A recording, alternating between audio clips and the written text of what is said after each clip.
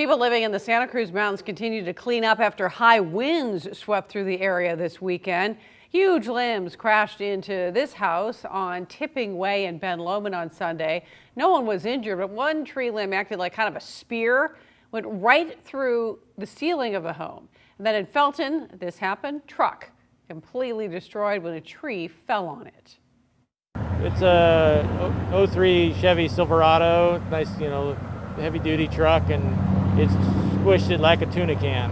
It kind of went in like a spear. It must have fallen at just the right angle to get to go all the way through. So PG&E says some pockets of customers are still without power in the Santa Cruz Mountains. No word yet on when it will be restored.